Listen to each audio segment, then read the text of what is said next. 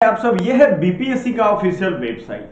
ठीक है, इस वेबसाइट पे आप देखिए, कोई भी एग्जाम होता है उस एग्जाम का कुछ दिनों के बाद, जाहिर सी बात है थोड़ा फास्ट किया गया है, 1 महीने 10 दिन 20 दिन 2 महीने के बाद उसका जारी किया जाता है रिस्पॉन्स सीट या फिर आंसर की। समझ लो, आपका जो आंसर आपने क्लिक किया होगा वो आंसर आपको दिखेगा। यहां हर चीज का दिख जाएगा। OMR seats with response sheet of candidate appeared in school teacher written objective competitive re-examination TRE 3.0 assistant architect written exam। ठीक है, is available on the candidates dashboard. जब ये फीचर ये लगा सकते हैं, बीपीएससी के टीम के द्वारा किया जा सकता है। आखिर करना तो कुछ नहीं है, कुछ मशीनें हैं, उसके द्वारा स्कैन कर करके अपलोड करते जाना है। तो आप खुद सोचो, बिहार में बाकी सभी एग्जाम में ये चीज क्यों नहीं लागू किया जा सकता है। मैंने हमेशा कहा है, देखो जनता या स्टूडेंट्स जो चीजों का डिमांड आप करोगे वो डिमांड एक ना एक दिन नेताओं को पूरा करना होता है। अब दिक्कत इस बात की है कि बच्चे सुबह उठ रहे हैं, वो जो कहावत है ना कि उठो जगो और अपने लक्ष्य के पीछे भागो, तो ऐसा हो नहीं रहा है। बच्चे उठो जगो और मोबाइल का 1.5 GB डाटा खत्म करने के पीछे लग जा रहे हैं कि कैसे हम वो खत्म कर दें। उनका ध्यान ही नहीं जा रहा है जो रियल मुद्दा है उसके तरफ। अब सीधा समझो ये बात कि आंसर की जब बीपीएससी जारी कर सकता है तो आपके जो और कमीशन है वो क्यों नहीं जारी कर सकते हैं। रिजल्ट इंपॉर्टेंट नोटिस में सिर्फ एडमिट कार्ड रिजल्ट आएगा, फॉर्म का नोटिफिकेशन आएगा, आंसर क्यों नहीं आएगा। आप खुद देखो, इतने बड़े लेवल पे दुनिया के किसी भी कोने में एग्जाम होता है, इतने बड़े लेवल पे बच्चों की गिरफ्तारी नहीं होती है। अभी मैं आपको एक चीज दिखाऊंगा, मैं उनका नाम भी लूंगा जिन्होंने कमेंट किया था, और बहुत सारे बच्चे हैं, मैं अभी आपको वो दिखाऊंगा कि उनका सीधा सीधा कहना है कि हमारे यहाँ बच्चे दौड़ने आते थे और जब से ये बात शुरू हुई है कि इस आंसर की से बहुत लोगों का मुंह सूख रहा है। क्योंकि मैं फील्ड पर जब बोला कि आयोग आंसर की जारी करने वाले हैं, तो जो लड़के नहीं पढ़ने वाले सेटिंग के भरोसे बैठे थे, दौड़ रहा था, उसका मुंह खत्म हो गया, उतर गया और वो दौड़ में आना बंद कर दिया। क्योंकि उसको तो पता है भाई अब आने का क्या फायदा, यहां तो सेटिंग होगा ही नहीं। बात आप समझो, क्योंकि आप कम नंबर वालों को वहां बुलाएंगे दौड़ में तो हुआ काम। तो ये चीज, ये कमेंट किया है राजेश जी ने, और इनका ये भी कहना है कि भैया हमारा आंसर की जारी होना चाहिए, डेफिनेटली जारी होना चाहिए, इसमें कहीं कोई राय नहीं है। क्योंकि बिहार की स्थिति जो है, 21,000 लोग मिल करके, मान लेते हैं, एक बच्चे से मेरी कल बात हो रही थी, उससे बड़ी देर बात हुई इस चीज की, वो कह रहा है कि एक एक सीट सब लोग बेच लेते थे पहले। इस बार तो ऐसा नहीं हुआ है, सेंटर पे जा रहे थे हम, एग्जाम देके निकले तो सब लोगों का मुंह सूखा हुआ था। क्योंकि जो लोग फटाफट 10 मिनट 20 मिनट 15 मिनट पहले क्वेश्चन का आंसर रटे जा रहे हैं गए, वहां लड़ा नहीं। ठीक है, तो एक एक बच्चा अगर वही कह रहा है कि एक एक सीट अगर बिक जाए तो 21,000 मान लेते हैं, 21,000 लोगों ने सेटिंग कर लिया है ये एग्जाम में। ठीक है, अब सोचो आप लोग कितने बड़े मूर्ख हो जो ये वीडियो देख रहे हो, या बाकी चैनल वालों जो समझा रहे हैं उनका वीडियो देख रहे हो, कि 21,000 लोग आपको मूर्ख बना रहे हैं और आप अपने घर का जरूरियात, जिस पैसे से वो अपना राशन पानी और अच्छे से जिंदगी जी सकते हैं, घर वाले थोड़ा बढ़िया से जी सकते हैं, उस पैसे का उपयोग करके और पटना दिल्ली या बड़े बड़े शहरों में, छोटे शहरों में, जहां भी रह रहे हो वहां खर्च करवा रहे हो, वो पैसा अपना संसाधन खत्म करवा रहे हो, इस उम्मीद में कि भैया एक दिन एग्जाम अच्छे से होगा और हम उसमें सफल होंगे। तो ये बेवकूफ बनना है जानबूझ करके। या तो अपने लिए खड़े हो, अपने रंग दे बसंती मूवी देखी होगी, उसमें 2 ही बात वो कहता है कि जिंदगी जीने के सच में 2 तरीके होते हैं। हम चलो पढ़े लिखे जैसा बात नहीं करते, फिल्मों वाली ही बात करते हैं। और बहुत लोग अब ये भाषण देंगे कि फिल्म रियल जिंदगी थोड़ी ना होता है, फिल्म जो है ना वो समाज का आईना होता है। आप खुद देख लो, समाज में जो अभी हो रहा है वो फिल्म में आ रहा है। आज भोजपुरी सिनेमा का हाल देख लो, जो समाज में लोग डिमांड करेंगे भोजपुरी वाले बनाएंगे। अब भोजपुरी है, उसका जो विकास होगा वो वैसे फिल्म इंडस्ट्री में विकास होगा, फिल्म में जो विकास होगा वो समाज को दिखाएगा। तो सीधे वो कहता है कि जिंदगी जीने के 2 ही तरीके हैं, या तो खुद उठो, उस चीज को सुधारो जो गड़बड़ है, दूसरा जो हो रहा है होने दो, जो ऐसा चलता है चलने दो। आपको कौन सा कैटेगरी में रहना है ये आपको डिसाइड करना होगा। मेरे हिसाब से 21 लाख बच्चे कमजोर नहीं पढ़ सकते हैं। 21 लाख में चलो छोड़ो 7-8 लाख बच्चों का, 12 लाख बच्चों को ये सरकार बेवकूफ नहीं बना सकती है अगर आप खुद बेवकूफ नहीं बनना चाहें। अगर आपने मान लिया कि हाँ भाई चलो हम तैयार हैं आके बेवकूफ बनाओ हमें, तब तो बनाएगा ही, उसका तो फिर मौलिक अधिकार हो जाता है, क्योंकि वो तो कह ही रहा है कि हम आपको बेवकूफ बनाने के लिए हैं। मैंने कई बार कहा है व्यवस्था जो है ना हमारे देश में, अधिकतर व्यवस्थाएं करप्शन करने के लिए बनाई गई है। ये आप अगर सोच रहे हो कि ये व्यवस्था हमारे सहूलियत के लिए बनाया गया, ऐसा हमें दिखता है कि ऑनलाइन कर दिया गया तो ये सहूलियत हो गया, थोड़ा सा सहूलियत हमें मिल गया है पहले की अपेक्षा, लेकिन ये व्यवस्थाएं इस कदर बनाई गई हैं कि आप बेवकूफ बनते रहो, इसमें घुसते रहो और बेवकूफ पे बेवकूफ लगातार बनो, इसमें कोई कमी ना हो। ठीक है, समझ में आ रहा है आपको?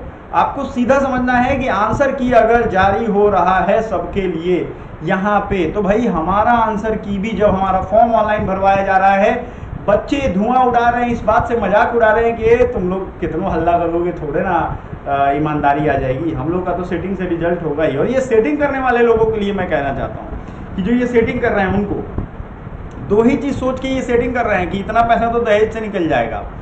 माँ बाप के नकारे बच्चे हैं और यही बच्चे एक दिन माँ बाप को घर से निकालते हैं, इसी तरीके के बच्चे, क्योंकि माँ बाप ने इतना, अच्छा माँ बाप को क्या जरूरत आ पड़ी है कि 10 लाख 15 लाख रुपया जो भी जितने भी लाख दे रहे हैं वो इन बच्चों को दे रहे हैं कि जाओ तुम आराम से करवा देते हैं नौकरी। उसके दिमाग में क्या लालच है? बिहार का पूरा अर्थव्यवस्था लालच पे चल रहा है। आप समझो ना, कोई भी सरकारी नौकरी दो ही कारण से कर रहा है, या तो उसको जीने खाने का कुछ नहीं है, घर पे कुछ भी नहीं है खाने का, ठीक है, तभी वो दौड़ रहा है या भाग रहा है या पढ़ रहा है। दूसरा वो बच्चा कर रहा है जिसको लग रहा है कि अरे ऊपरी इनकम आएगा। सैलरी से अगर सिर्फ सरकारी नौकरी में काम करना हो ना तो उतना ही मन लगेगा जिसमें जिस तरह उतना ही मन लगेगा जिस तरह भी सरकारी स्कूल के टीचर का लग रहा है। अब तो अटेंडेंस हो गया तो उनको दिक्कत हो रही है, जो पढ़ाने वाले लोग उनको दिक्कत नहीं हो रही है, मैं फिर से कह रहा हूँ उतना ही मन लगेगा क्योंकि सिर्फ सैलरी मिल रहा है और तो कुछ मिल रहा है नहीं। तो सीधा सा मतलब है सरकारी व्यवस्था में तो क्या फायदा, ऐसे वैसे भी आपको नौकरी नहीं मिल रहा है, जब सेटिंग के भरोसे आप छोड़ रहे हो कि चलो छोड़ो ना, हटाओ यार। तो 12-15 लाख बच्चों को ये 21,000 लोग बेवकूफ नहीं बना सकते। मेरा ऐसा मानना है कि आपकी आत्मा इतनी मरी हुई नहीं होनी चाहिए कि कोई आकर के लाश को देखते हो, कोई लाश को 2 डंडा मार भी दे तो उसको कुछ फर्क पड़ता है, लेकिन किसी जिंदा आदमी को 2 डंडा मार के देखो, वो आपको 20 डंडा हो सकता है दे दे। तो अगर जिंदा हो तो लड़ो, जिंदा नहीं हो, मर गए हो, समाज में कोई अस्तित्व नहीं है, कुछ भी बोल देते हो, कहीं भी सोच का कोई दायरा नहीं है, कुछ भी बोल देना है, कुछ भी कर लेना है, तब तो कोई भी बात नहीं है।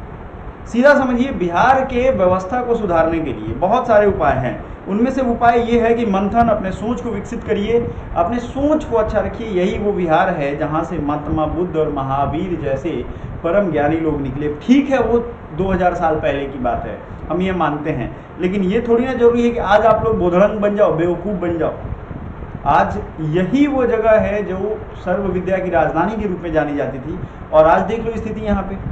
आज के स्टूडेंट्स को मैं देखता हूँ कि वो गेस्ट पेपर पढ़ के अपनी पूरी पढ़ाई कर रहे हैं, गेस्ट पेपर से अपनी पूरी ग्रेजुएशन का पेपर दे रहे हैं। मैं BHU से पढ़ा हूँ, मुझे ग्रेजुएशन का एक एक पेपर का एक एक टॉपिक याद है, इवन की प्रोफेसर का नाम आज DK ओझा, JP बार्नवाल और बहुत सारे प्रोफेसर की कुछ कोटेशन, कुछ कार्य उनके याद आ रहे थे। मुझे आज भी याद है हमारे एक प्रोफेसर जिनकी पत्नी ICU में थी 16-17 दिन से, उनका देहांत हो गया और क्लास में थे और उसी टाइम उनका फ़ोन आया और उस टाइम उन्होंने ये चीज़ बताया कि पत्नी मेरी 16 दिनों से ICU पे थी और वो रेगुलर क्लास करते थे और अभी हॉस्पिटल से फ़ोन आया था कि उनका देहांत हो गया है। मुझे एक दिन की कम से कम छुट्टी चाहिए, एक दिन के लिए मैं जाना चाहता हूँ और उनका अंतिम संस्कार, ये सब जो करना था वो करना था उनको। आप सोचिए कि ऐसे जगह से मैं पढ़ के आया हूँ और मैं बिहार में ये व्यवस्था देख रहा हूँ, मुझे कितना दुख होता होगा। सोचो आप, मैंने PG भी वहीं से किया है, UG भी वहीं से किया, मतलब BA MA दोनों आप समझ लो।